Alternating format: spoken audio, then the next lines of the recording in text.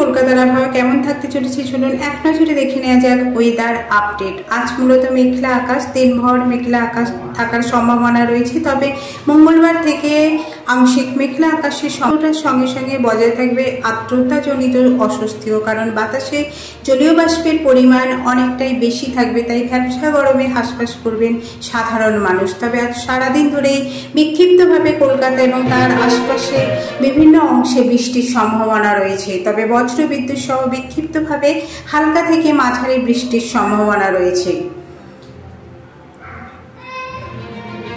আগামীকাল দক্ষিণবঙ্গেরও প্রায় সমস্ত জেলাতে বেশিরভাগ জায়গায় বজ্রবিদ্যুৎ সহ হালকা ঝোড়ো বাতাস থাকবে এবং সঙ্গে বৃষ্টির সম্ভাবনাও রয়েছে। দক্ষিণবঙ্গের বিভিন্ন জেলায় কিছু অংশেও 40 থেকে 50 কিলোমিটার গতিবেগে ঝোড়ো বাতাস বইবে, তবে বুধবার থেকে শুক্রবার পর্যন্ত বৃষ্টির সম্ভাবনা কমবে বলে জানিয়েছে আবহাওয়া অফিস। তবে ভারী বৃষ্টির সতর্কতা সেভাবে নেই, বিক্ষিপ্তভাবে বজ্রবিদ্যুৎ সহ হালকা থেকে মাঝারি বৃষ্টি হতে পারে দক্ষিণবঙ্গেরও বিভিন্ন জেলায়, তবে দু এক জায়গায় ভারী বৃষ্টির সম্ভাবনা রয়েছে। শনি থেকে ফের বজ্রবিদ্যুৎ সহ বৃষ্টির সম্ভাবনা বাড়বে।